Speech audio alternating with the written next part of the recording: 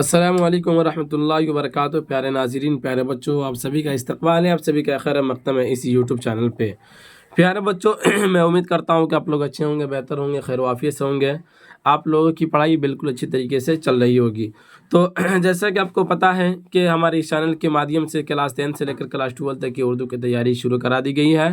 और इस चैनल के माध्यम से जो भी आपकी तैयारी कराई गई है वो वक्त से पहले पहले उसको पाए तकमील तक पहुंचा दिया जाएगा इंशाल्लाह। उससे पहले छोड़ कर कभी नहीं भागने वाले में से हम लोग हैं।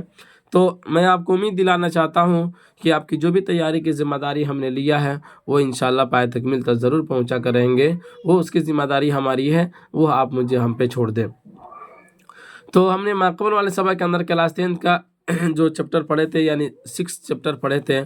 तो आज हम पढ़ने वाले हैं सर सैयद अहमद खान के बारे में। आप जानते हैं कि ये बहस जो चल रही है वो नावल की बहस चल रही है, सॉरी मजमून की बहस से चल रही है। तो यहाँ से हम पहले सर सैयद अहमद साहब के बारे में पढ़ेंगे, उसके बाद इनका लिखा हुआ मजमून रिया जो आपके निसाब के अंदर शामिल है उसको पढ़ने वाले हैं। ठीक है ना। तो चलिए शुरू करते हैं। बेला ताख़ीर शुरू करने से पहले आपसे एक छोटा सा दरख्वास्त है कि अगर अभी तक आपने इस वीडियो को लाइक नहीं किया है, शेयर नहीं किया है, तो दूसरों तक शेयर कर दें और लाइक कर दें। अब आते हैं और लाइक करना भूल जाते हैं, तो शुरू ही में आप लाइक कर दें। लाइक करके फिर अपनी क्लास को शुरुआत करें। तो चलिए देखते हैं। कहते हैं बाबू सर सैयद अहमद खान दिल्ली के एक मुअज़्ज़ज़ घराने में 1817 ईस्वी में पैदा हुए। सर सैयद की तरबियत उनकी वालिदा के ज़ेर साया हुई, यानी कि सर सैयद साहब की तरबियत जो हुई थी इनके वालिदा के ज़ेर साया हुई।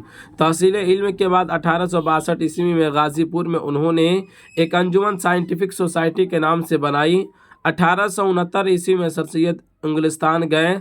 वापस आकर उन्होंने तहज़ीबुल अखलाक के नाम से एक रिसाला जारी किया जिसमें समाजी, तहज़ीबी और अदबी मज़ामीन शाये होते थे। मतलब इस तरह से इन्होंने अपने इल्म को पूरा करने के बाद फिर आए और अंजुमन साइंटिफिक सोसाइटी के नाम से बनाए। फिर उसके बाद कहते हैं तहज़ीबुल अखलाक के नाम से एक रिसाला भी जारी किया जिसके अंदर समाजी, तहज़ीबी और अदबी मज़ामीन शाये होते थे। आगे बयान करते हैं। सर सैयद अहमद खान ने अलीगढ़ में एक स्कूल खोला जो 1878 ईस्वी में मोहम्मदन एंग्लो ओरिएंटल कॉलेज बना और फिर अलीगढ़ मुस्लिम यूनिवर्सिटी की शक्ल में उभर कर सामने आया। 1878 ईस्वी में सर सैयद अहमद खान को सर का खिताब मिला जो उनके नाम का एक हिस्सा बन गया। सर सैयद अहमद खान की तसारीफ में आसार सनादीद और असबाब बगावत हिंद ख़ास तौर पर अहमियत रखती है, यानी कि सर सैयद अहमद खान को ये सर का खिताब मिलता है। फिर उसके बाद कहते हैं इनकी जो तसनीफ़ है, बहुत सारी तसनीफ़ इन्होंने बहुत सारी किताबों की तसनीफ़ की है, मुसन्निफ़ माने जाते हैं। लेकिन उनमें से आसार सनादीद और असबाब बगावत हिंद जो है ये ख़ास तौर पर अहमियत रखती है। बयान करते हैं उर्दू के नई इल्मी नसर की बुनियाद डालने के साथ साथ सर सैयद ने उर्दू में मुख्तसर मज़मून निगारी को फ़रोग़ दिया। लंबी तहरीरों की बजाय चंद सफ़हात में काम की बातें कहने का फ़न सर सैयद ने आम किया। सर सैयद की नसर में वही वज़न और अवकार है जो उनकी शख्सियत में था, यानी कि सर सैयद के जो भी नसर है, जो नसर के अंदर जो वज़न और अवकार जो उनकी शख्सियत क्या कहते हैं उनकी बुलंदी का मिलता है, वही वज़न और वही अवकार उनकी शख्सियत में था। सर सैयद अहमद खान का इंतकाल 1898 ईस्वी में हुआ और अलीगढ़ मुस्लिम यूनिवर्सिटी में दफन हो गए। तो ये रहा मुख्तसरन सर सैयद अहमद खान के बारे में जिसको आपने पढ़ा। इनका लिखा हुआ रिया जो आपके निसाब के अंदर शामिल है उसको देख लेते हैं।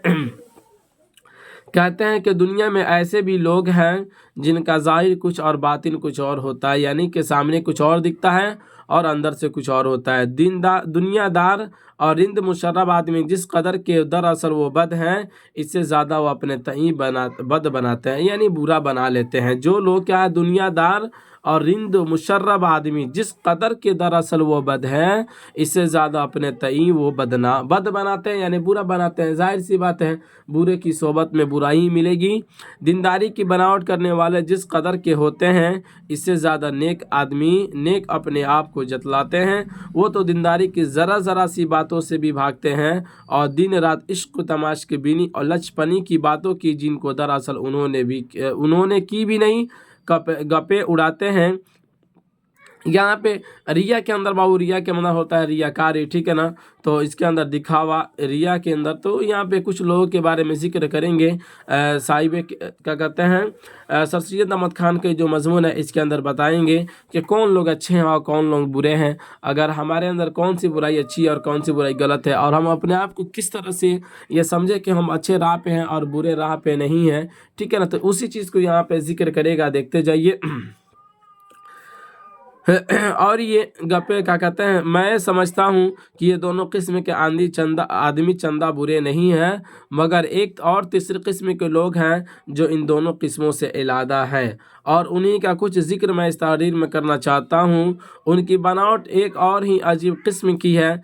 वो अपनी बनावट से दुनिया के लोगों ही को फरेब नहीं देते, बल्कि अक्सर खुद आप भी धोखा में पड़ते हैं।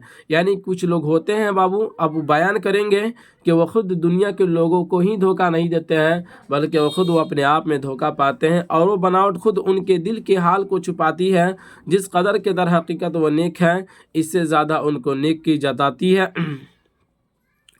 नेक जताती है। फिर तो वो लोग या तो अपनी बदियों पर ख्याल ही नहीं करते, या उन बदियों को नेकियां समझते हैं। यानी जो लोग, कुछ लोग बुरे होते हैं, बुराई का काम करते हैं, लेकिन उन्हें एहसास तक भी नहीं होता है कि वो क्या है, बुराई के काम में लगे हुए हैं। मुक़द्दस दाऊद ने नहायत दिलचस्प लफ्ज़ों में इस बुराई से पनाह मांगी है, और इस तरह पर खुदा की मुनाजात की है, खुदा से दुआ किया है कि कौन अपनी गलतियों को समझ सकता है, तो ही मुझको मेरे पोशीदा ऐबों से पाक कर।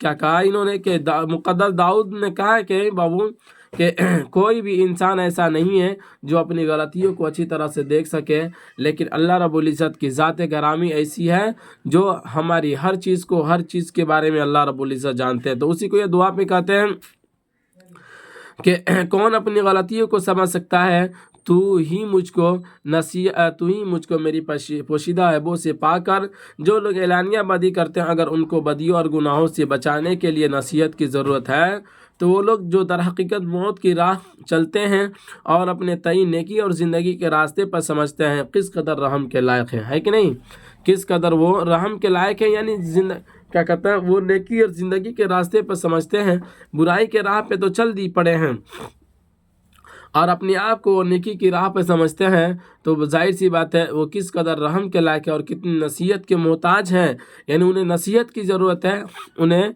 अच्छी बात समझने की ज़रूरत है।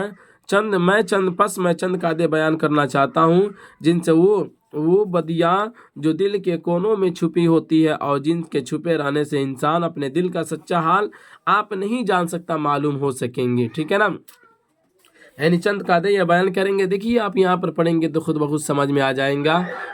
आम कायदा तो इसके लिए ये है कि हम खुद अपने आप को उन मजहबी उसूलों को जो हमारी हिदायत के लिए मुक़द्दस किताबुल्लाह में लिखे हैं जांचें, और अपनी ज़िंदगी को उस पाक शख्स की ज़िंदगी से मुकाबला करें जिसने फरमाया, इन्नमा अना बशरुम मिस्लुकुम युहा इलैया अन्नमा इलाहुकुम इलाहुन वाहिद। क्या बयान किया बाबू, रसूलुल्लाह सल्लल्लाहु अलैहि वसल्लम ने फरमाया कि बेला शक मैं तुम्हारी तरह इंसान हूँ, बस मेरे पास वही आती है और तुम्हारे पास वही नहीं आती है, और बेशक तुम्हारा माबूद एक है। यानी यहाँ पर ये बताया, बहुत उम्दा बात बताई गई है यहाँ पर कि हम अपने आप को किस तरह से समझे कि हम सही राह पे हैं और बुरे राह पे नहीं हैं। तो उसके लिए सबसे अच्छी चीज़ यही है कि आप सल्लल्लाहु अलैहि वसल्लम की ज़िंदगी को हम देखें, और जो भी काम उन्होंने अपनी ज़िंदगी में किए हम उसको करें, और जिस काम से उन्होंने मना फरमाया है उसको हम छोड़ दें। और अल्लाह रब्बुल इज़्ज़त ने कुरान मजीद के अंदर जो बयान किया है उसके ऊपर हम चलें, और बाकी उसके अलावा जो चीज़ें उसको छोड़ दें, तब जाकर फिर हमें अपनी ज़िंदगी को क्या है, हमारी ज़िंदगी बेहतर से बेहतर हो जाएगी। बस आगे बढ़ते हैं। और जो इस दर्जे कमाल तक पहुंचा जहां तक कि इंसान का पहुंचना मुमकिन है, और जिसकी ज़िंदगी हमारी ज़िंदगी के लिए ज़िंदगी के लिए नमूना है, और जो अपनी पैरवी करने वालों के लिए बल्कि दुनिया के तमाम दुनिया के लिए बड़ा हादी और बहुत बड़ा दाना उस्ताद है। इन दोनों कायदों के बरतने में बड़ी बड़ी गलतियाँ पड़ती हैं। कुछ तो लोगों की समझ में गलतियाँ होती है, और कुछ आपस में इख्तिलाफ राय होता है। मतलब कुछ लोग तो गलती समझ जाते हैं, और कुछ लोगों के दरमियान क्या होता है, आपस में इख्तिलाफ होता है जो बन हुए नहीं रह सकता। اور کچھ زمانے کے گزرنے سے ٹھیک ٹھیک حالت اور کیفیت ان واقعات کی جو گزرے معلوم نہیں ہو سکتی۔ اس لیے برخلاف اگلے مسلمان مصنفوں کے صرف انہی قاعدوں کے بیان کرنے پر میں اکتفا نہیں کرتا، بلکہ اور بھی قاعدہ بیان کرتا ہوں جو انسان کو ٹھیک ٹھیک مطلوبہ راہ پر لے چلے آتے ہیں۔ یعنی کہا گیا کہ جو اوپر بیان کیا گیا نا، یہ قرآن و حدیث سے اپنی زندگی کو کمپیئر کریں، اگر ہماری زندگی اس کے مطابق ہے تو پھر کیا ہے، ہم بہتر راہ پہ ہیں، اگر نہیں ہے تو پھر بہتر راہ پہ نہیں ہے۔ تو یہاں پہ صاحب کتاب نے بیان کیا ہے کہ میں کچھ اور بھی قاعدے بیان کرتا ہوں، یہ قاعدہ تو ہے یہ ہے، لیکن کچھ قاعدہ اور بھی آپ کے درمیان ذکر کرنا چاہتا ہوں، جس کے اوپر انسان جس کی قدر کرے گا تو پھر کیا ہوگا وہ اپنے آپ کو بہتر بنا سکتا ہے۔ کہتے ہیں اپنے پوشیدہ عیبوں کو معلوم کرنے کا ایک عمدہ قاعدہ یہ ہے کہ ہم اس بات پر غور کریں کہ ہمارے دشمن ہم کو کیا کہتے ہیں۔ ہمارے دشمن ہم کو کیا کہتے ہیں؟ ہمارے دوست اکثر ہمارے دل کے موافق ہماری تعریف کرتے ہیں، یا تو ہمارے عیب ان کو عیب ہی معلوم نہیں ہوتے ہیں، یا ہماری خاطر کو ایسا عزیز رکھتے ہیں کہ اس کو رنجیدہ نہ کرنے کے خیال سے ان کو چھپاتے ہیں، یا ایسی نرمی سے کہتے ہیں کہ ہم ان کو نہایت ہی خفیف سمجھتے ہیں۔ برخلاف اس کے دشمن ہم کو خوب ٹٹولتا ہے اور کونے کونے سے ڈھونڈ کر ہمارے عیب نکالتا ہے، گو وہ دشمنی سے چھوٹی بات کو بھی بہت بڑا کر دیتا ہے، مگر اکثر اس کی کچھ نہ کچھ اصلیت ہوتی ہے۔ یہاں پہ بڑی عمدہ بات کہی گئی ہے اپنے آپ کو بہتر بنانے کا، کہ بیان کرتے ہیں کہ ہمارا دشمن جو ہے نا، ہماری جو بھی غلطی بیان کرتا ہے، ہماری جو بھی غلطی ہمارے درمیان کھولتا ہے، بیان کرتا ہے، لوگوں کے درمیان بتاتا ہے، تو ہماری ذمہ داری ہوتی ہے کہ ہم کیا کریں کہ اس کو چھوڑ دیں، ہے کہ نہیں؟ یعنی کہ چونکہ ہمارا دشمن جو ہوتا ہے نا، ہماری عیبوں کو ڈھونڈ ڈھونڈ کر نکالتا ہے، برخلاف ہمارے دوست کے کہ ہمارا دوست ہماری عیبوں کو یا ہماری غلطیوں کو چھپاتا ہے اور پھر ہماری غلطی ہمارے درمیان نہیں دکھاتا ہے، جس کی وجہ سے وہ ہمارے حق میں بہتر دشمن کے مقابلہ میں نہیں ہوتا ہے۔ آ رہی بات سمجھ میں؟ اسی کو کہتے ہیں۔ پھر دوسری بات یہاں پر یہ بھی بیان کی گئی کہ اگر دشمن کوئی ہماری غلطی کو نکالتا ہے، ہمارے بارے میں کچھ کہتا ہے، تو ظاہر سی بات ہے اس کی کچھ نہ کچھ تو اصلیت ہوتی ہی ہے، ٹھیک ہے نا؟ اگر وہ چیزیں ہمارے اندر نہیں ہیں تو دیکھیے یہاں پہ بیان کریں گے، آپ اس کو خود دیکھ لیں گے۔ کیا کہا؟ تانبا شدھ چیز کے مردم نہ گویند چیزہا، جب تھوڑی چیر ہوتی ہے تو اس کو بڑھایا جا سکتا ہے۔ جب تھوڑی سی چیز ہو گئی تو بھائی اس کو بڑھایا بھی جا سکتا ہے۔ اس کے بعد کہتے ہیں دوست ہمیشہ اپنے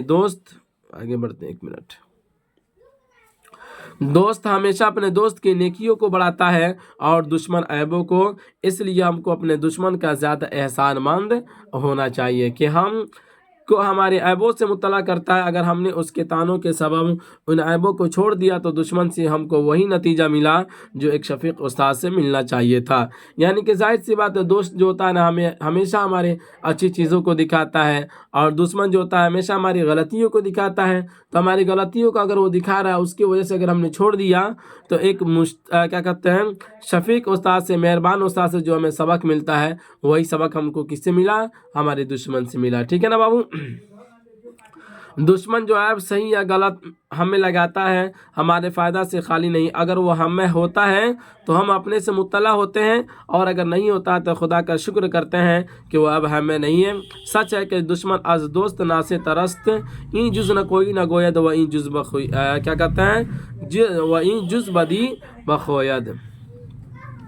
اس کا خود یہاں پہ ترجمہ کر دیا ہے صاحب کتاب نے، دیکھیں دشمن دوست سے زیادہ ناسے ہیں، اس لیے کہ وہ دوست سوائے نیکی کے اور کچھ نہیں کہتا، اور وہ دشمن سوائے برائی کے اور کچھ نہیں کہتا۔ یعنی کہ آپ کا دوست جو ہوتا ہے نا، وہ ہمیشہ آپ کی اچھائی کو ہی دیکھتا ہے اور آپ کی برائی کو نہیں دیکھتا ہے، جس کی وجہ سے دشمن جو ہوتا ہے وہ دوست کے مقابلے میں بہتر ہوتا ہے۔ ظاہر سی بات ہے، جب ہم اپنی کمیوں کو دور کرنا شروع کر دیں گے، اپنی کمیوں کو اپنی زندگی کے اندر سے نکال دیں گے، تب جا کر پھر کیا ہوگا؟ ہم ایک اچھے راہ پہ، ہماری زندگی اچھے راہ پہ آ جائے گی۔ آگے بڑھتے ہیں۔ پلوٹارک کا دشمنی کے فائدوں پر جو مضمون ہے، اس نے یہ بات لکھی ہے کہ دشمن جو ہم کو بدنام کرتے ہیں، اس سے ہم کو ہماری برائیاں معلوم ہوتی ہیں، اور ہماری گفتگو میں اور ہمارے چال چلن میں اور ہمارے تحریر میں جو نقص ہے وہ بغیر ایسے دشمن کی مدد کے کبھی معلوم نہیں ہوتے۔ یعنی کہ پلوٹارک کے بارے میں कहتے ہیں، انہوں نے ایک مضمون میں لکھا ہے، بیان کرتے ہیں کہ ظاہر سی بات ہے جو بھی دشمن ہمارا ہوتا ہے، جو بھی باتیں ہم تک بیان کرتا ہے تو وہ ہمارے فائدے کے لیے ہی ہوتا ہے، چونکہ جو ہماری تحریر میں، جو ہمارے چال چلن میں جو غلطیاں ہیں، اگر ہمارا دشمن اگر اس کو بیان نہیں کرے گا تو پھر کیا ہوگا، ہم اس کو نہیں دیکھ پائیں گے، ٹھیک ہے نا۔ علی ھذا القیاس، اگر ہم خود اپنے آپ کو ہم اپنے آپ کو سمجھنا چاہیں کہ ہم کیا ہے، تو ہم کو اس بات پر غور کرنا چاہیے کہ جو لوگ ہماری تعریف کرتے ہیں اس میں سے ہم کس قدر کے مستحق ہیں کہ نہیں۔ ظاہر سی بات ہے جو لوگ ہماری تعریف کرتے ہیں ہم کس قدر اس کے مستحق ہیں، وہ چیزیں ہمارے اندر ہے یا نہیں ہے، اور پھر یہ سوچنا چاہیے کہ جن کاموں کے سبب سے وہ تعریف کرتے ہیں ہے یا نہیں ہے، جو بھی جس بھی وجہ سے وہ ہماری تعریف کر رہے ہیں، ہماری بڑائی بیان کر رہے ہیں، تو ہمیں ہے یا نہیں ہے۔ اور پھر ہم کو یہ بھی سمجھنا چاہیے کہ وہ نیکیاں جن کے سبب ہم ہماری تعریف کرنے والے ہماری تعریف کرتے ہیں، دراصل ہم میں کہاں تک ہے، ان باتوں پر انسان کو بخوبی غور کرنا نہایت ضروری ہے، کیونکہ ہمارا یہ حال ہے کہ کبھی تو ہم لوگوں کی رائیوں کی جو ہماری نسبت ہے پسند کر کے اپنے تئیں بہت بڑا سمجھنے لگتے ہیں، اور کبھی ان کو ناپسند کرتے ہیں، اور جو کچھ ہمارا دل کہتا ہے اس کے مقابلے ان تمام برائیوں کو نہیں مانتے ہیں۔ مطلب یہاں پر بیان کیا کہ انسان جو بھی چیز کہتا ہے، کبھی کبھی یہ ہوتا ہے کہ ہم اپنے تئیں بہت بڑا سمجھنے لگتا ہے، اپنے آپ کو بہت بڑا سمجھنے لگتے ہیں، اور کبھی یہ ہوتا ہے کہ جو بھی برائیاں ہوتی ہیں ہمارے اندر اس کو ہم ناپسند کرتے ہیں، اور ہمارا دل جو کہتا ہے اس کو ہم کرنے لگتے ہیں۔ اس وجہ سے تو پھر کیا ہوگا، دیکھیے ہم کو ایسی نیکی پر بھی جس کو ہم نے اپنے خیال میں نیک سمجھا ہے، مگر در حقیقت اس کی نیکی مشتبہ ہے۔ مشتبہ کا مطلب ہوتا ہے بابو شک میں پڑ جانا ہے، ٹھیک ہے نا۔ جس کو نیکی ہم سمجھتے ہیں نا، وہ در حقیقت وہ نیکی ہے یا نہیں ہے، وہ شک ہے اس کے اندر۔ تو کیا کہا یہاں پہ، زیادہ اصرار نہیں کرنا چاہیے، یعنی کہ زیادہ اس کے اوپر بحث و مباحثہ اور زیادہ سوچنا نہیں چاہیے، بلکہ لوگوں کی رائے کو بھی نہایت قدر و منزلت کرنی چاہیے جو ہم سے اختلاف رکھتے ہیں، اور جو عقل مند اور نیک دل ہے، اور جس طرح ہم نیک دلی سے بات کہتے ہیں اس طرح وہ بھی نیک دلی سے ہم سے مخالفت کرتے ہیں، مگر یہ بھی دیکھنا چاہیے کہ ان اختلاف کرنے والوں نے صرف آزادی رائے اور اس دلی نیکی سے جس کے سر چشمے کے سود قدرت نے ہر انسان کے دل میں کھولی ہے اختلاف کیا، یا کسی بیرونی دباؤ یا پابندی رسم و رواج اور تعصب اور تقلید نے ان کے دل کو پھیرا ہے، کیونکہ اگر یہ پچھلی بات اختلاف رائے کا سبب ہو تو وہ نہایت بے قدر ہو جاتی ہے۔ یعنی ظاہر سی بات ہے کہ جو بھی اختلاف اگر ہمارے درمیان ہوا ہے تو وہ کسی تعصب یعنی کیا کہتے ہیں غصہ کی وجہ سے اور تعصب پرستی کی وجہ سے اگر وہ ہے تو پھر کیا ہوتا ہے، وہ نہایت بے قدر ہو جاتی ہے، اس کی کوئی قدر و قیمت نہیں ہوتی ہے۔ جہاں ہم کو دھوکہ کھانے کا احتمال ہے وہاں ہم کو نہایت ہوشیاری اور بہت خبرداری سے کام کرنا چاہیے۔ حد سے زیادہ سرگرمی اور تعصب اور کسی خاص فرقہ کو یا کسی خاص رائے کے لوگوں کو برا اور حقیر سمجھنا، یہ ایسی باتیں ہیں جن سے ہزاروں آفتیں پیدا ہوتی ہے، وہ فی نفس نہایت ہی بری ہے، گو کہ وہ ہم سے کمزور دل آدمیوں کو اچھی معلوم ہوتی ہے، مگر اس پر بھی خیال رکھنا چاہیے کہ ایسے لوگ بھی دنیا میں ہیں جو دینداری اور نیکی کے لیے کیا کہا، جو دینداری اور نیکی کے لیے نہایت مشہور ہے، مگر نہایت لغو اور نرے شیطانی اصولوں کو نیکی سمجھ کر اپنے دلوں میں اس کی جڑ گاڑ دی ہے۔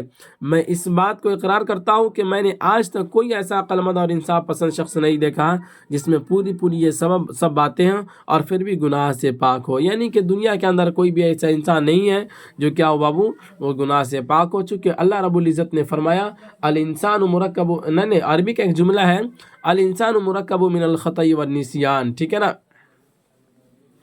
اس کے اندر کیا ہے بابو کہ انسان جو ہوتا ہے وہ غلطی اور خطا کے ساتھ مرکب ہے۔ تو بہرحال اللہ رب العزت نے انسان کو جو اس دنیا کے اندر بھیجا ہے تو غلطی اور اچھائی کے ساتھ اس کو بھیجا ہے، پھر اس کو عقل بھی دیا اور کہا دیا کہ تم اب اپنے عقل سے تم تمیز کر سکو کہ کون سی چیزیں صحیح اور کون سی چیزیں غلط ہے، ٹھیک ہے نا۔ اسی طرح ہم ان کو ان کاموں سے بھی ڈرنا چاہیے جو انسان کے کمزور دل کی قدرتی بناوٹ سے یا کسی خاص شوق سے یا کسی خاص تعلیم کے اثر سے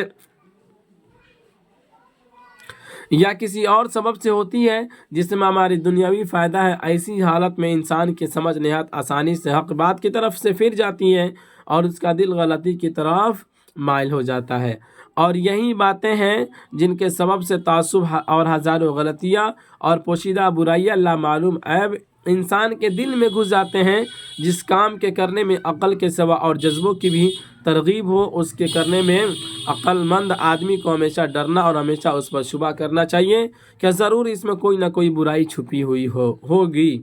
یعنی ظاہر سی بات ہے کہ جس بھی کام کے کرنے کی وجہ سے تعصب اور ہزاروں غلطیاں سمجھ میں آتی ہیں، تو پھر کیا اس کے اوپر ہمیں غور کرنا چاہیے۔ اگر ہم غور نہیں کریں گے تو پھر کیا ہوگا، ہم لا محالہ تباہی کے راہ پہ کھڑے ہو جائیں گے، اور ایک وقت آئے گا کہ ہم تباہ و برباد ہو جائیں گے۔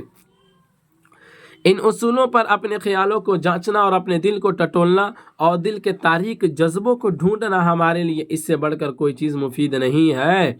ظاہر سی بات ہے، جو بھی اصول بیان کیا گیا ہے اس کے اوپر ہم بڑھیا سے کھرا اتریں، اور پھر کیا ہوگا کہ اس سے فائدہ کیا ہوگا کہ پھر ہماری اندر سے جو ہماری برائیاں ہیں، جو ہماری غلطیاں ہیں، جب ختم ہو جائے گی تو پھر ہمیں عمدہ بننے میں اور آگے بڑھنے میں کوئی ہمیں روک نہیں سکتا۔ اگر ہم اپنے دل میں ایسی مضبوط نیکی بیٹھانی چاہیں جو قیامت کے دن ہمارے کام آوے، جس کے دن ہمارے بھیدوں کو جاننے والا ہمارے دل کو جانچے گا، جس کی عقل اور انصاف کی کچھ انتہا نہیں، تو ان اصولوں پر چلنے سے بہتر ہمارے لیے کوئی راہ نہیں ہے۔ ظاہر سی بات ہے کہ جس دن ہمارے سارے کے سارے بھید کھول دیے جائیں گے، تو اس دن سے بچنے کے لیے ہمارے لیے ضروری ہے کہ ہم کیا کریں، ان اصولوں کے اوپر اپنے آپ کو رکھیں اور پھر ہم اپنے آپ کو اس طرح سے بنائیں۔ ہمارے بانی اسلام نے جب ہم کو یہ سکھایا کہ خدا ہر جگہ حاضر و ناظر ہے، ہمارے دل کے چھپے بھیدوں کو جانتا ہے، تو اس نے کس خوبی اور خوبصورتی سے اس ریاکاری کی برائی ہم کو بتلا دی، جس سے انسان دنیا کو دھوکہ دیتا اور خود اپنے آپ کو ہی فریب میں ڈالتا ہے۔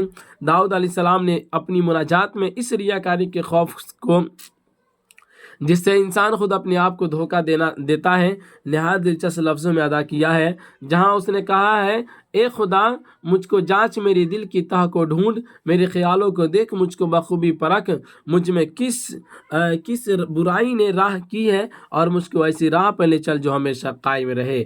یعنی کہ مقدس داؤد نے جو یہاں پہ جو جملہ اور جو خدا رب العزت سے جو دعائیں مانگی، ہمیں بھی اپنے خدا رب العزت سے اس طرح کی دعائیں مانگنی چاہیے کہ اللہ ہمارے دل کی تہ کو ڈھونڈ لے اور میرے خیالوں کو دیکھ، مجھ میں جو بھی برائی ہوئی ہے، برائی چھپی ہوئی ہے، اس کو ہمارے سامنے ہم میں سے دور کر دیں اور ہمارے نظروں کے سامنے کر دیں، تاکہ ہم اس کو ہٹا لیں، اور پھر کیا ہو، اور مجھے ایسی راہ پہ لے چل جو ہمیشہ قائم و دائم رہے، یعنی کہ نیکی کے راہ پہ لے چل جس کے کرنے سے تو راضی ہو جائے، اور کل قیامت کے دن ہونے والی دشواریوں اور ہونے والی پریشانیوں سے ہم نجات ہو جائے۔ ظاہر سی بات ہے، آج کی پریشانی کل قیامت کے دن کے پریشانی کے مقابلے میں کوئی بڑی پریشانی نہیں ہے، اس لیے ہمیں ہمیشہ اللہ رب العزت سے اپنی غلطیوں کے متعلق دعا کرتے رہنی چاہیے۔ تو یہ رہا آپ کے درمیان سر سید احمد خان کا لکھا ہوا مضمون ریا، جو آپ کے درمیان پیش کیا گیا، اور سر سید صاحب کے بارے میں بھی آپ نے پڑھا۔ میں امید کرتا ہوں کہ آج کا کلاس آپ کو سمجھ میں آیا ہوگا۔ تو اب اجازت دیجیے، پھر ملیں گے اگلے والے سبق میں سوال اور جواب کے ساتھ، اسی پر رخصت ہوتے ہیں۔ خدا حافظ۔